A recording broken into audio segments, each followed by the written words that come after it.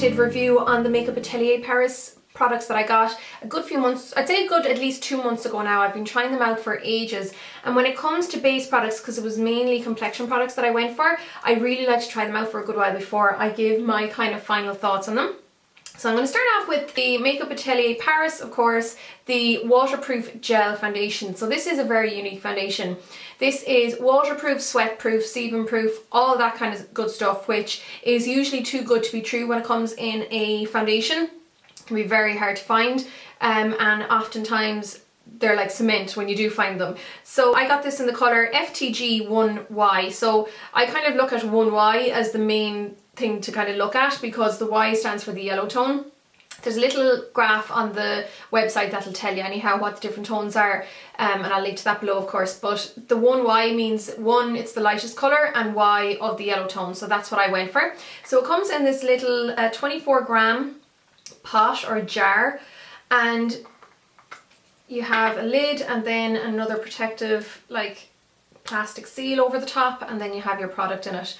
So this is of course a very, very light colour. Now once it's on me and I have like my blush and everything on, it pretty much matches my neck fairly well. It's ever so slightly a little bit lighter than my neck. I'd say come winter, like the depths of winter, it might be a little bit more of a match. Not that I got a tan, but I'm always ever so slightly a little bit more colour during this summer. So some people might know about this product from Goss makeup artist Wayne going on about it, because he featured it in one of his videos about the best foundations for oily skin.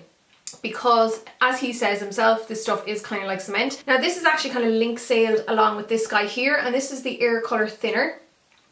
So on the website when you see this, it kind of suggests you get this with it, and I highly recommend you do, because this by itself is a very dry foundation and it hates dry skin. So if you have dry skin, forget about it. At the moment my forehead is dry after my last Halloween video, and I can really see it grabbing onto every last little bit of dry skin on my forehead and a little bit on my nose. It's fine on the rest of my face where I'm not that dry.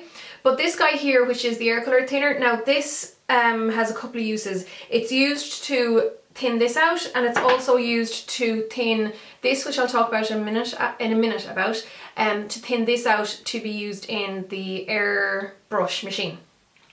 But basically the main ingredient in this is isododecane, which I've mentioned before, and it's also the top ingredient in this according to the ingredients list. Basically isododecane is like a thinner, it's an emollient, it gives products slip, so it'll make it more liquid, and this is the best thing when it comes to this. Now in my what was it called, Downton Abbey inspired makeup video, I used this with this to get a really nice natural look. So if you want to see how that applies together, or how those two apply together, I'll just leave the link to that below. But in this video I'm just going to show you how I apply this pretty much dry as it is. Now I may have applied a drop into the actual formula at some stage, but it has dried out a good bit since. Yeah, I still highly recommend getting this, because it can be very hard to work with this by yourself, especially if you've dry skin. So I wouldn't even dare putting this on without what's the word I'm looking for, without moisturizing very well and even using a primer. So when applying this foundation, because of the solid nature of the actual formula, I like to use a really small sturdy brush. So this is a small stippling brush. It's like the 130 by MAC, and I have to work in small areas at a time. So don't think that you can dot this all over the face and then blend it out, because it will dry, you'll be left with marks and it will cake. So you have to work a small area at a time and really work it into the skin. That's why you want such a small sturdy brush.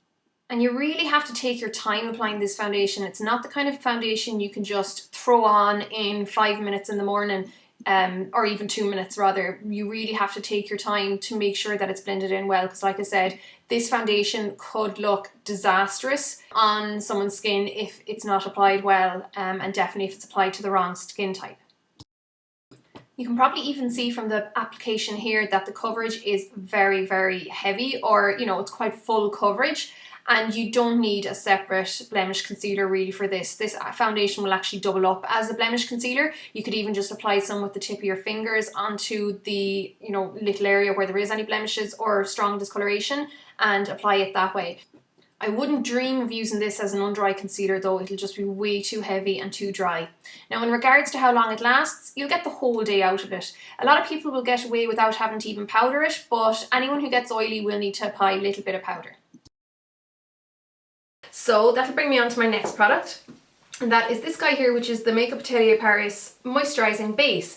So basically this is a skin moisturizer. As it says on the back, it moisturizes the upper layers of the skin. It's a really natural smelling base. That's the first thing that kind of hit me. So it smells like aloe vera, even though I don't think there's aloe vera in it, but it contains a lot of good products like glycerin and urea, which would be very moisturizing, lactic acid, which is like a chemical exfoliant, various other extracts, shea butter, which is nice and slippy. So it does contain good products to keep your skin nice and moisturized. So that's what I've been using under this guy. And now this doesn't contain SPF, so you would have to use something else with an SPF. And this doesn't necessarily contain an SPF either, though it says it may contain titanium dioxide. There's nothing really I can go into about this other than it feels like you're putting something really nice on the skin. It really does hydrate the skin without it looking shiny or being too thick or emollient or creamy. And I've been getting a lot of happy use out of this, so I kind of use it sometimes instead of a primer and sometimes instead of a moisturizer. So basically I will wash my face, apply my serum, and then apply this, and this will kind of work as my primer and my moisturizer under products where I want my skin to be well moisturized first, so or under like foundations where I need moisturized skin. So this is lovely as well, and it's just called the hydrating base or the moisturizing base. So I'll leave a link to all these below, and you can definitely check them out on the website. And of course this does come with a wee pump. Then, as I mentioned already, I have the AirBrush High Definition Foundation. Now I've only been using this as like a normal foundation with a brush. I haven't been actually using it through my airbrush machine. I may again in the future, but at the moment I haven't yet. If you do want to use it through the airbrush, you need to get this thinner, because I'd say this is more kind of like the face and body, slightly thicker maybe, a little bit more coverage than the face and body, and any makeup artists know that even the face and body is too thick for an airbrush, so you would need a couple of drops of this in your airbrush machine to help thin it out. And this is actually water based again, with like dimethicone and various other silicones and stuff like that in it. Seeping proof, sweat proof, and I do find that this lasts quite a long time on the skin. It is very similar to the face and body though. Like I said, maybe it's ever so slightly more coverage, but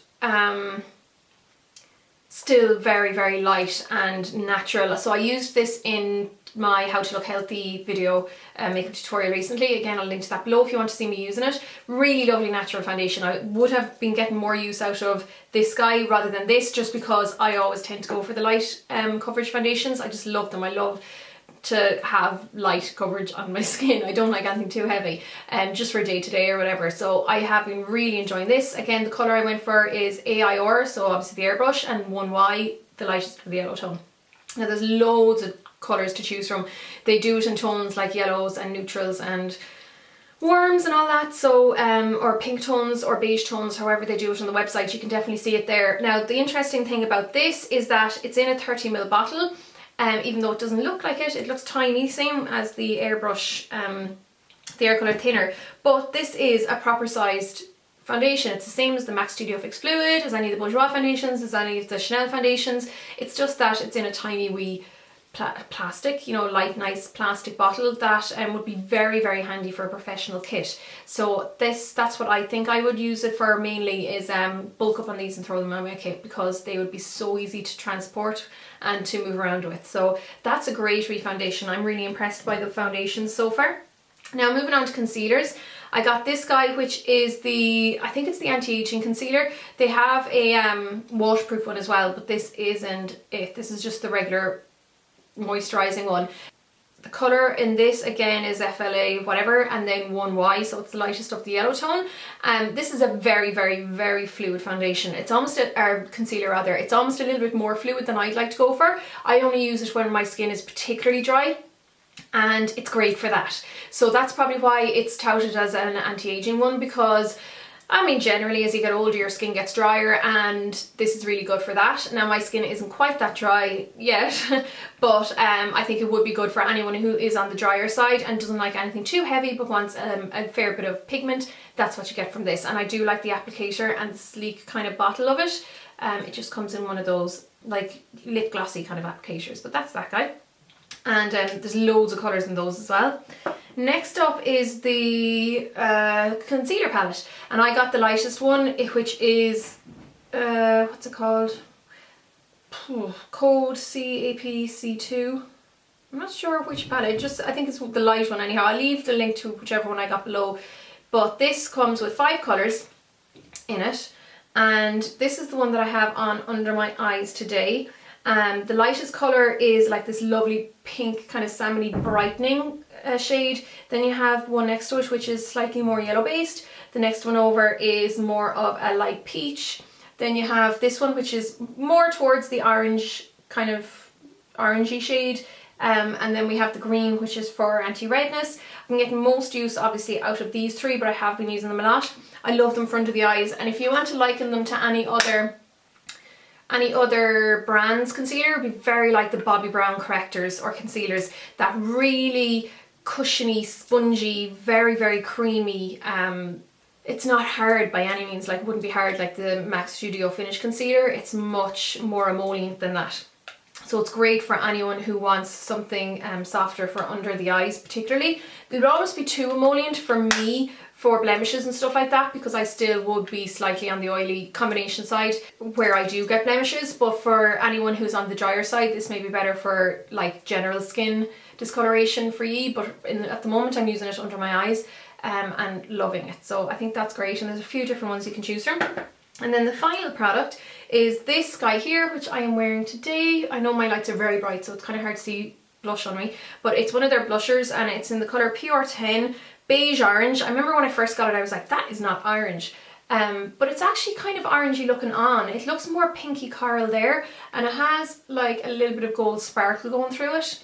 But when it's on, it is kind of quite, not orange, but it's orange corally kind of looking on. It's not very pink, it's more pink looking in here, and I was very impressed by this.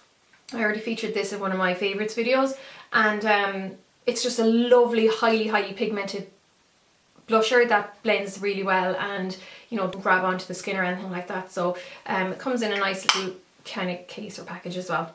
So they're all my Makeup Atelier Paris products so far. Really enjoying them. So like I said, I'm mainly kind of stuck with base or complexion products for my first batch, but I do definitely want to try out more of their, like, you know, the eyeshadows and stuff like that, and lip products in the future at some stage. But I hope this was helpful in the meantime. Anyhow guys, there'll be links below and more information on my blog and all that. So thanks so much for watching, and I'll chat to you all really soon. Slán!